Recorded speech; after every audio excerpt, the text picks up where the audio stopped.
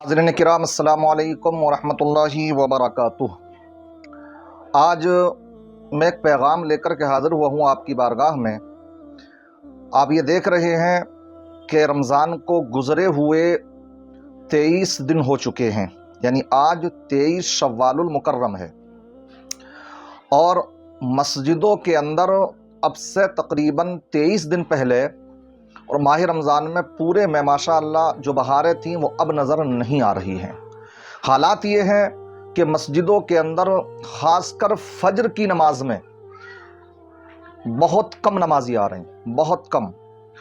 उसकी वजह है कि हमारा अब जो मौसम चल रहा है, गर्मी का मौसम है। अगर हम सोने का तरीक़ा वही रखें कि रात के 12-12, 1-1 बजे और आप चाहें कि आप फजर में उठ जाएं, तो ये बहुत मुश्किल बात होगी।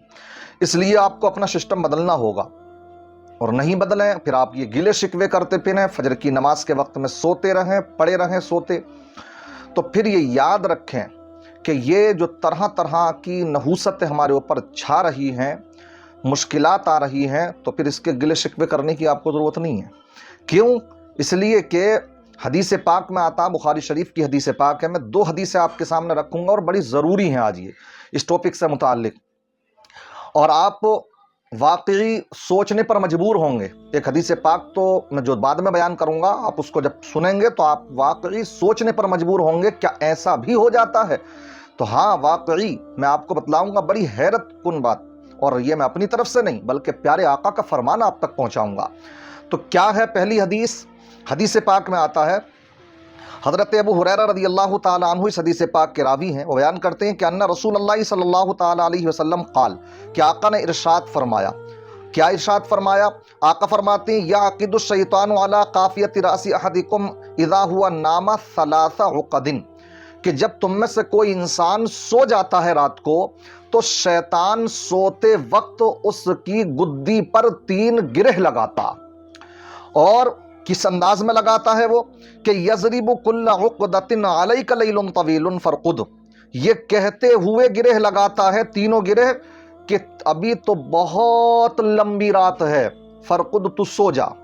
ये देखा होगा आपने, इंसान जब उठा अलार्म भी बोल जाता है, जबकि आपको ये मालूम है कि अलार्म लगाया ही टाइम पर गया है उठने ही के लिए, लेकिन उस वक्त में भी इंसान को शैतान वसवसे में डाल देता कि अभी तो बहुत लंबी रात पड़ी है, अभी थोड़ी देर और सो ले, और ये कहता है वो, और उसके बाद में फिर इंसान गफलत का शिकार होता, फिर सो जाता।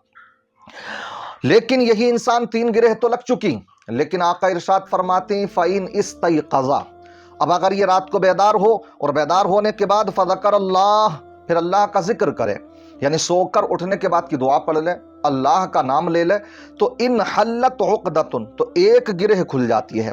फ़इन तवज़्ज़अ, फिर अगर ये उसके बाद में अल्लाह का नाम ले लिया, उसके बाद में अगर ये इंसान वुज़ू कर ले, तो फिर आका इरशाद फरमाते हैं, इन हल्लत उक़दतुन, फिर दूसरी गिरह भी खुल जाती है। फ़इन सल्ला, और अगर उसके बाद में फिर वो नमाज पढ़ ले, तो इन हल्लत उक़दतुन, तो तीसरी गिरह भी खुल जाती है।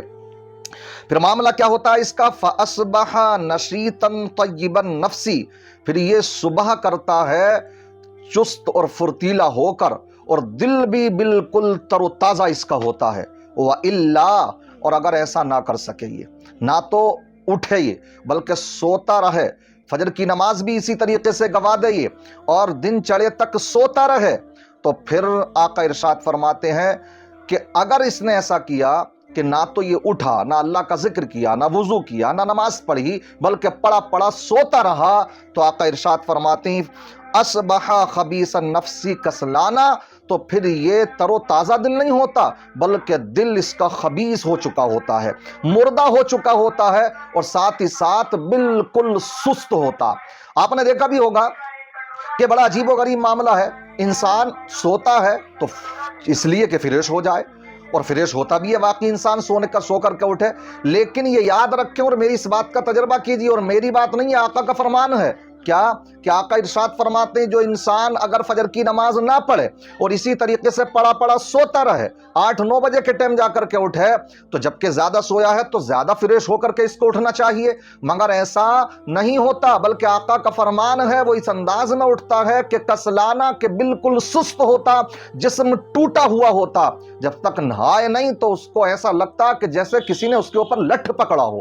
یہ باتیں سمجھ میں نہیں آتی انسان کے، حدیثیں ہیں یہ، سمجھنا چاہیے انسان کو. آج یہی ہو رہا ہے، سوتا ہے مگر فریش نہیں ہوتا، بلکہ ایسا ہوتا ہے جیسا جسم پورا ٹوٹ چکا ہو. کیوں ہوتا آخر؟ کبھی ہم نے اس کی وجہ جاننے کی کوشش نہیں کری. وجہ ہے نمازوں کو چھوڑنا. اس لیے جو انسان رات میں نماز نہیں پڑھتا، سمیرے نہ تو عشاء کی پڑھے نہ فجر کی پڑھے، تو شیطان اس کے کئی گرہ لگا دیتا ہے. اور ایک حدیث پاک تو آپ سنیں، میں نے جیسے آپ سے وعدہ کیا، دوسری حدیث پاک جو ہے وہ بڑی انسان کو حیرت میں ڈالنے والی ہے. بلکہ امام بخاری نے تو باقاعدہ اس کا عنوان قائم کیا. کیا ہے عنوان؟ کہ بابن اذا ناما، یہ باب اس سلسلے میں جب انسان سو جائے، ولم یصلی، اور وہ نماز نہ پڑھے، یعنی سوتا رہا، نہ عشاء پڑھی نہ فجر پڑھی، اور سوتا رہا 8-9 بجے تک، 10 بجے تک، تو بال الشیطان فی اذنہ، تو شیطان اس کے کان میں پیشاب کر دیتا ہے. یہ آپ دیکھیے. اور حدیث پاک میں بھی آتا کہ یہ تو عنوان قائم کیا امام بخاری نے، ترجمۃ الباب ہے یہ، لیکن حدیث پاک پوری یوں ہے کہ یہ حضرت عبداللہ رضی اللہ تعالیٰ عنہ سے روایت بیان کرتے ہیں، ذکر عند النبی صلی اللہ علیہ وسلم رجل، کہ پیارے آقا کی بارگاہ میں ایک شخص کا ذکر کیا گیا.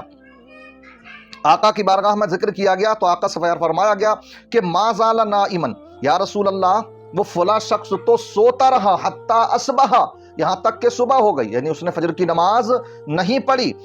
ما قام الی الصلاۃ، وہ نماز کے لیے نہ اٹھ سکا، اس نے فجر کی نماز نہیں پڑھی.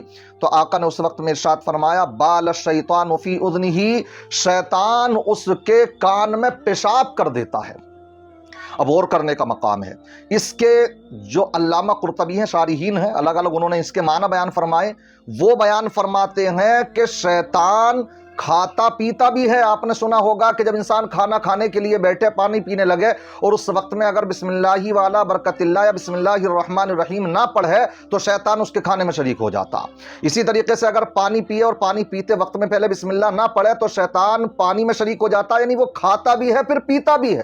تو علامہ قرطبی بیان کرتے ہیں کہ جو شیطان کھاتا بھی ہو اور پیتا بھی ہو تو حقیقتاً وہ پیشاب کر دے تو اس میں بھی کوئی محال نہیں ہے، ممکن ہے، یہ پوسیبل ہے، امپوسیبل نہیں ہے یہ چیز. اسی طریقے سے دیگر شارحین بیان فرماتے ہیں کہ اس سے مراد استعارے کے طور پر یہ ہے کہ شیطان اس کے اوپر قابض ہو جاتا، پھر شیطان کا وہ مطیع و فرمانبردار ہو جاتا. معاملہ یہ ہوتا کہ پھر وہ انسان تو ہے مگر شیطان کے ہاتھ میں اس کی باغ ڈور ہے، جدھر کو وہ شیطان چاہتا ہے تو وہ اس کو گھماتا چلا جاتا. اب جس کی باغ ڈور شیطان کے ہاتھ میں پہنچ جائے تو اس کو سوچنا چاہیے کہ پھر اس کا انجام کیا ہوگا، کہاں لے جائے گا شیطان اس کو. اور یہ کیوں ہو رہا ہے؟ صرف اس بنیاد پر کہ ہم نمازوں سے دور ہو گئے، ہم نماز عشاء نہیں پڑھتے، نماز فجر نہیں پڑھتے. اس لیے ان دونوں حدیثوں کو سنیں، سمجھیں، اگر سمجھ میں آ رہی ہیں باتیں تو ان پر عمل کرنے کی کوششیں کریں. مسجدوں کو آباد کیجئے، اور گھروں میں ہماری ماں بہنیں جو سن رہی ہیں ان باتوں کو، وہ بھی ان باتوں کو سنیں کہ وہ بھی اگر نماز نہیں پڑھیں گی تو اس زمرے میں وہ بھی آئیں گی.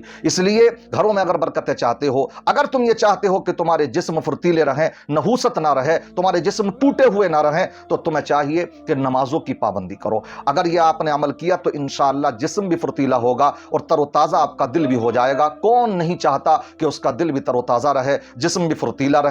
ہر کوئی چاہتا ہے. اگر آپ کو یہ میری بات صحیح لگ رہی ہے، اور یقیناً صحیح لگے گی کیونکہ میں نے اپنی طرف سے کچھ نہیں بیان کیا، 2 حدیثیں آپ کے سامنے پیش کی اس نیت سے کہ جو مسجدوں کے اندر اب ویرانگی آئی ہے رمضان کے بعد میں، تو افسوس ہوتا ہے. یہ مسجدیں تمہیں پکار کر کے بلا رہی ہیں کہ جیسے ماہ رمضان میں تم نے ہمیں آباد رکھا، آ جاؤ مسجدوں کی طرف، اور تم کامیابی اگر چاہتے ہو تو تمہیں نمازوں کی طرف آنا ہی پڑے گا. اس لیے ان باتوں کو شیئر کیجئے، لائک کیجئے، سنیے، عمل کیجئے. مجھے بھی دعاؤں میں یاد رکھیے. اللہ کی بارگاہ میں دعا ہے اللہ تبارک و تعالی مجھے آپ کو ان باتوں پر عمل کی توفیق رفیق عطا فرمائے، سب کو نمازوں کی پابندی کرنے کی توفیق رفیق عطا فرمائے، مسجدوں کو آباد کرنے کی فکر نصیب فرمائے. السلام علیکم ورحمۃ اللہ وبرکاتہ.